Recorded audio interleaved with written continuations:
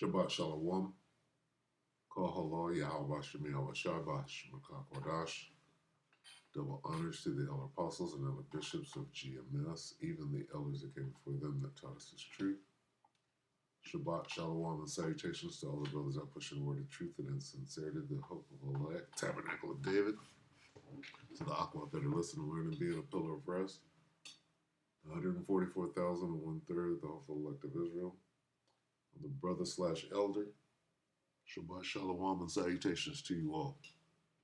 All right, so this lesson is going to be a bit of a personal testimony going into things are getting rough and rugged out on the street. Okay, the neighborhood that I live in, when I go for my walk, my daily walk or whatever, I had an encounter with a guy who wound up being someone who came into the neighborhood to steal. So I'm going to give that testimony, but first I'm going to bring out 2nd Esdras 16, and I'm going to start at 29, I believe. And this kind of goes into, this is when we're in the middle and the thick of it, but I'm going to use it in this case because there's a lot of homeless that are catching it right now. Okay? And very soon, all of us are going to be homeless and living as homeless. So whoever's homeless now, right, they're going through what we will all be going through later. And so I got two parts of this testimony. One is about the homeless. The other is about, I saw this thief. So it's just getting in the hood. It's just getting, it's getting worse. You got the tariffs. You got everything is building up. Our job is to be able to see as things go from bad to worse, right? And be able to monitor that. 2nd Ezra 16 and let me just start right here at 29 because this goes into being hungry, right? And then having to do what you got to do, okay? 2nd Ezra 16 and 29, bear with me. As in an orchard of olives, upon every tree there are left 3 or 4 olives, or as when a vineyard is gathered, there are left some clusters of them that diligently seek through the vineyard. Why are they diligently seeking through the vineyard? Well, because it used to be the custom, right? I forget what it's called, the custom of gleaning grapes, something like that, I believe. It was the welfare system. I'm not somebody help me with that, but that was established. So when there wasn't anything, you would have to go through it. But this is the point. The point is in 31. Even so, in those days there shall be 3 or 4 left by them that search their houses with the sword. Okay? What are they looking for? They're looking for something to eat. Right? They're looking for goods and,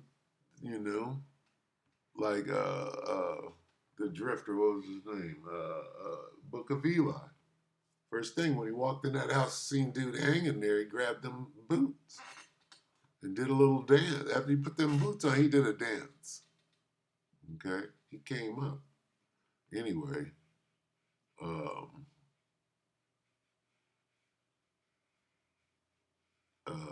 yeah. But I just wanted to use this as far as breaking in. Even so, in those days, there shall be 3 or 4 left by them that search the houses with the sword. How'd you get into the house? Was it wide open from the last person that rifled it? Did you kick it in? You understand? Anyway, I'm going to tell my story, right? And then we're going to look at this little home invasion thing 4 months ago. But I'm going to tell my story. So anyway, I went for my walk, and I get started. I'm on my walk, and I'm getting my little stride going, and I look up and I see this. It's a grown ass man. He's about 45, and he's on a skateboard, and he had on some skater attire. I used to skate, so I knew what I'm looking at. And he was in the middle of the street. I was on the sidewalk. He was in the middle of the street. He was kind of prancing the board. He was prancing it. So I knew that he knew how to skate, but he was just, he was just kind of coasting along. And so when we came up upon each other, I'm looking at him like, nigga, you ain't from this part of the neighborhood I know, because I ain't never seen you. And I'm giving him the look as I'm walking, because I might have looked a little homeless. I'm wearing sweats and I'm all covered up or whatever. He's looking at me. We're looking at each. So we kind of stare each other down. I'm like, who is this motherfucker right here? As we pass. And so, we pass each other, and then I turn around, I look, he's looking at me. I'm like, okay, whatever. That type of thing. So I go on my regular route.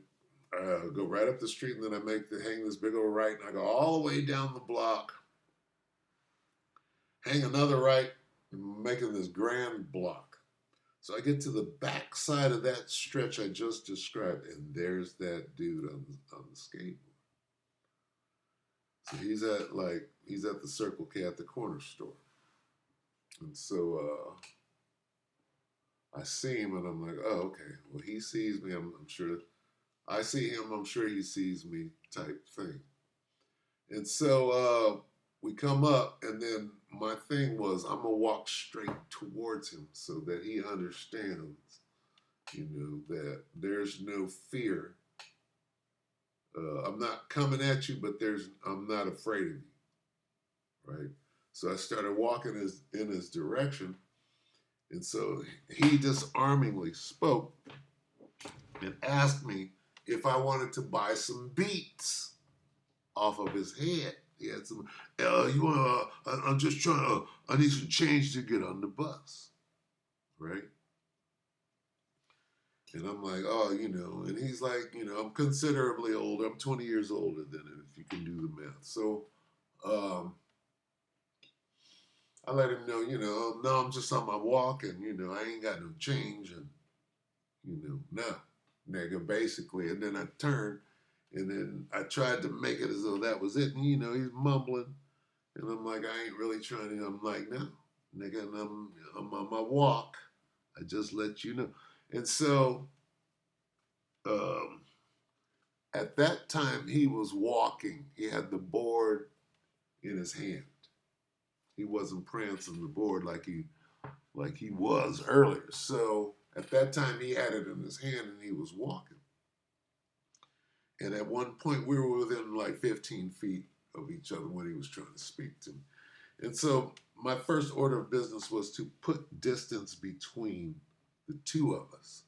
So he, and so I jumped into it wasn't an airborne shuffle, but goddamn it, it was a severe power walk without it looking like a power walk, and I got, from when you're in the military, you learn how to walk. So anyway, I hit a gear to put distance between he and I because it felt like he was following me, right? So I'm like, okay, I'm gonna get away from this dude. I don't feel right because my back was to him. Like, so I hit a gear and I got up away from him. And every time I turned around, it felt like he was following me. It felt like he was trying to keep up, which I knew that he couldn't, but it felt like he was trying in some sort of way. And he wasn't riding, he wasn't prancing or anything. So I'm like, I'm just gonna ditch him. So I figured out when I was just gonna hit a left and just get away from him altogether because I know the neighborhood well. So I came up on my little left. I hit the left, and then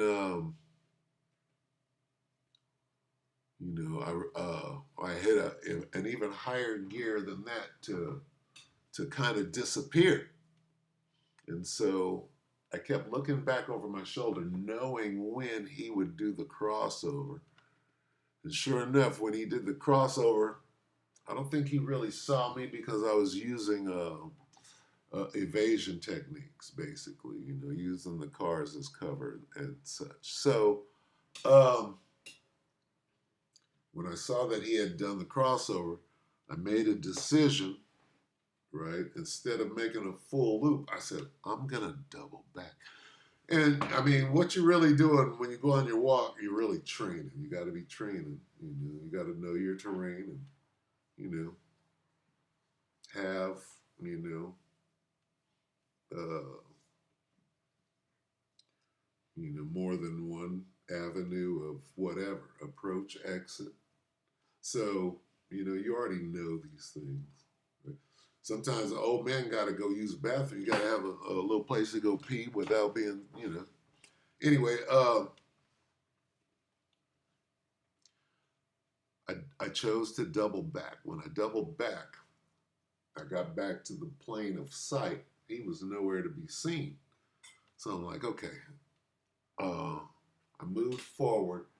And instead of going in the complete direction that he went, I said, I'm just going to cut my journey short. I'm going to cut my walk short and make the quickest route home, right? So I did that. And as I was on my way home, I heard something. Boom! It was like this smash. I heard a smash.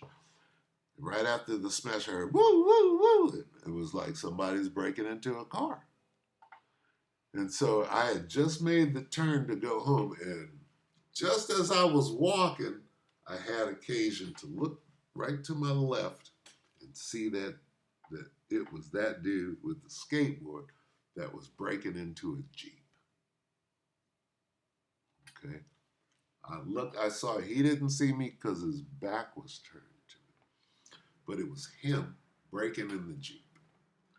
And where he broke into the Jeep was right behind the club. The way he did it let me know that he knew exactly what he was doing. He didn't mess with any of the cars parked on the street. He went at the Jeep that was behind the club, letting me know he knew exactly what he was there for. He knew exactly where to go. He knew what cars to engage and which ones not to. He fully knew what he was doing. And so I heard that, and then I'm like, okay, well, let me get to the path. And as soon as I got to a street where I could actually look down and see, I heard the alarm stop.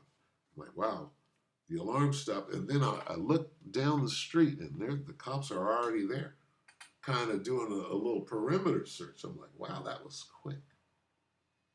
And it was at that moment I'm like, oh, I better get in the house because they're gonna be trying to, ask me a whole bunch of questions, and I would have to, divulge what I'm like. I'm not trying to have anything to do with any cop ever. So I slipped into the house and began to recount. And the first thing that came to my mind is, wow, that whole Odyssey was like a whole endeavor from beginning to end.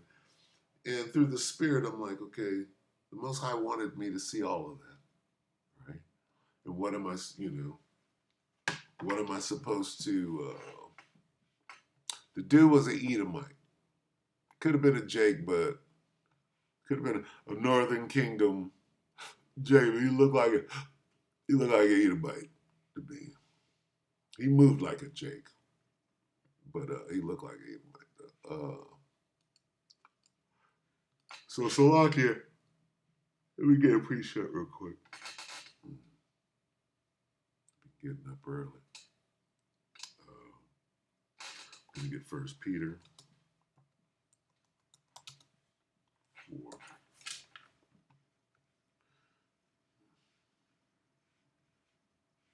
Because that's where the Spirit told me to go. And watch unto prayer. Be ye therefore sober and watch unto prayer. All right? We're at the end. Okay, so everything is going to ramp up. All right? Wickedness. All right? the love of many, right?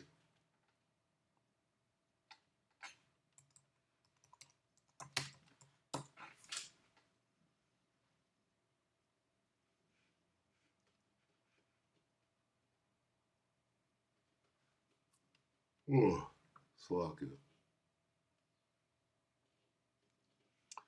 I'm going to start at 9, Matthew 24 and 9. Then shall they deliver you up to be afflicted, and shall kill you, and ye shall be hated of all nations for my name's sake. And then shall many be offended, and shall betray one another, and shall hate one another. I'm going to jump to 12. And because iniquity shall abound, the love of many shall wax cold. Okay, we're in that time. Everything is going to expound exponentially. Okay? All right? So that's that's a personal testimony number 1. Personal testimony number 2 is the house that I live in, the neighbors just moved out. Okay? And apparently they've been moving out under my nose for at least a month because I didn't know that they had left when they had left. Right? I'm like, oh, they left? They're gone? And no sooner than I had understood that they were gone, the homeless knew and were already rifling the house, in the garage, right, doing whatever, right. And now the homeless that are in there, right, they can't be stopped. And I tried to stop them. I gave it an effort. Oh, I'm gonna go over there. I'm gonna water the lawn. I'm gonna close up all. I'm gonna make it look like somebody, the caretaker. I'm like, these like roaches out of nowhere. The homeless have overtaken the whole, and not like they're living there yet, but they're running it like they just have access to it. Like that's just a drop spot. I'm like, what the fuck is going on? Right under my nose, and I'm like within days. So the level of brazenness, if you will, I don't even know what to call it.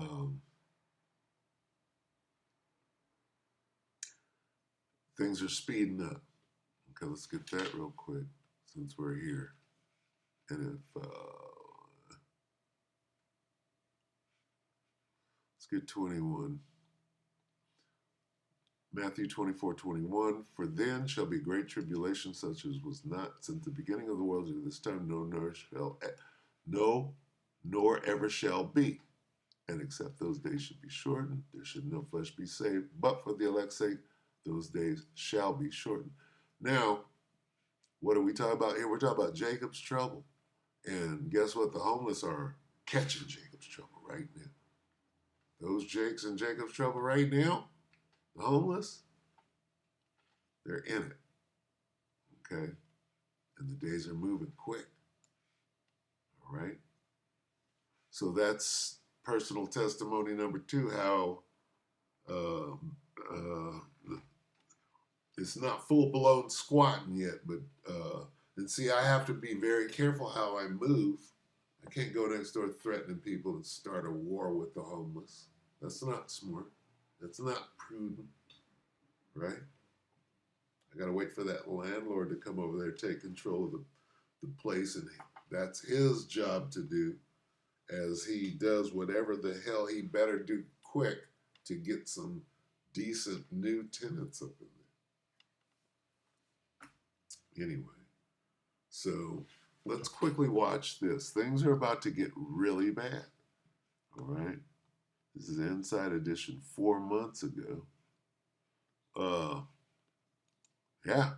Oh, I'll just pull out the strap and shoot a nigga. Right? Oh, well, the homeless are, the nigga come knocking at my door, I would just pull it. Yeah. Okay. This is 4 months. It's terrifying video. It reads, homeowner shoots at armed suspects during house invasion. Huh? It's terrifying video of a shootout between a homeowner and an intruder. Two intruders case a house in the dead of night. There we go. This is what's coming. Here's the point. Okay. All right. Things are going to get this bad quick. They talk about sleeper cells. First of all, when they say sleeper cells, you know what the sleeper cell is? It's you men of the Lord with fringes on. Okay? They're going to make you guys the sleeper cell.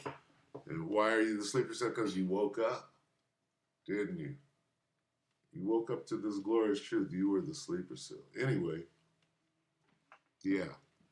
They're definitely going to equate you to, oh, and now there are all these sleeper cells. Watch them end up having on fringes and preaching the word. It's terrifying video of a shootout between a homeowner and an intruder. Two intruders case a house in the dead of night. They break in the kitchen window and begin ransacking the house. Then they come upon a tenant. He's asleep. A suspect orders him to get off the couch at gunpoint. The homeowner is awakened by the commotion and grabs his gun. His girlfriend grabs his sword that searched the house, searched through the houses with the sword. These intruders came to search the house with the sword.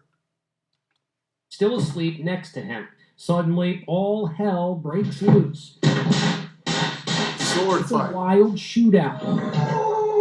The homeowner and girlfriend are both hit. You can hear him screaming in pain.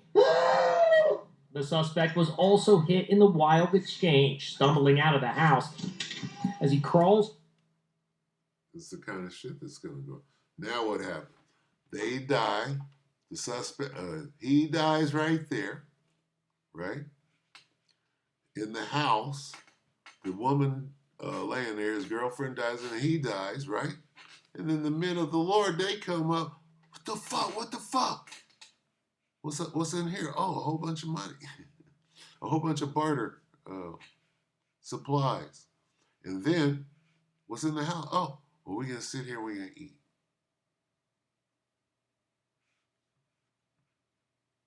That's what you see. Make his getaway in Dearborn Heights, Michigan. It was really terrifying. We spoke to the brave homeowner, Benjamin Nevers, today. This guy who shot at you, what was he after? I really couldn't tell you. Maybe they were scoping the house out while I was on vacation and just, thought I wouldn't be home. The nose on that motherfucker. Benjamin Never. Police have one man in custody. They're looking for the second suspect.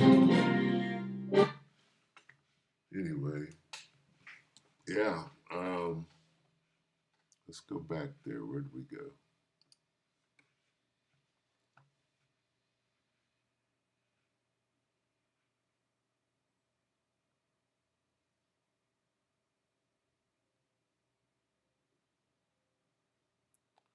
Start right here at 17.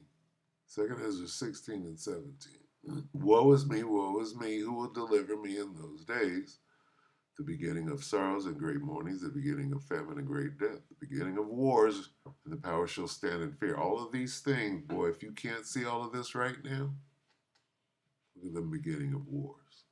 The beginning of evils, what shall I do? With these the evils shall come. They're here. Behold, famine and plague, tribulation and anguish are sent as scourges for amendment. But for all these things they shall not turn themselves. Salah. But for all these things they shall not turn from their wickedness, nor always be mindful of the scourges. Behold, victuals shall be so good cheap upon the earth that they shall think themselves to be in good case. And even then shall evils grow upon the earth. That's the point. And even then shall evils grow upon the earth. Sword, guns, firepower, famine. Damn, they're over there right now, the crackheads. And great confusion. They just screaming at each other. And great confusion.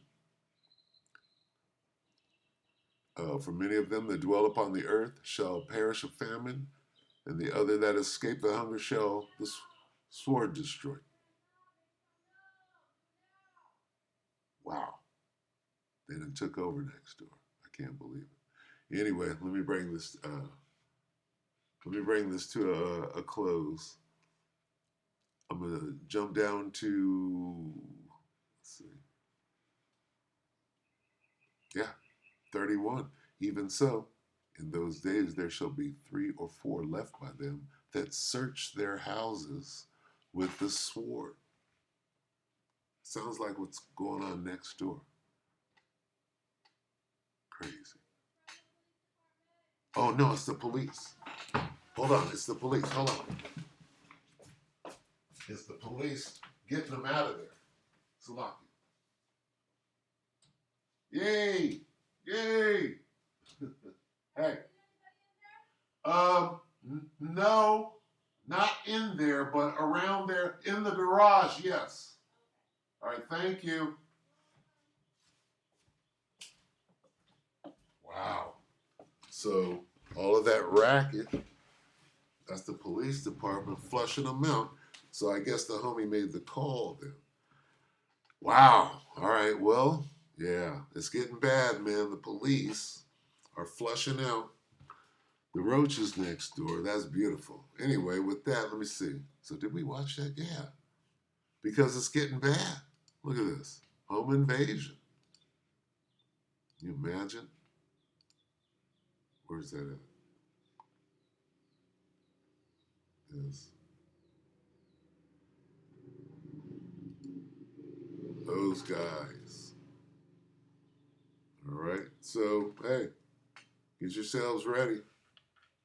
Guess what? You're allowed up to 2 swords. No, I'm kidding. I'm kidding. Don't have me go pull up the.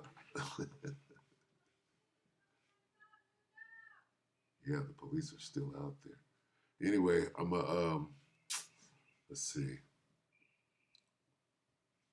Be circumspect. I'm gonna end it right here. Be circumspect. With that, we hope the electorate edified your brother and sister. Shabbat Shalom.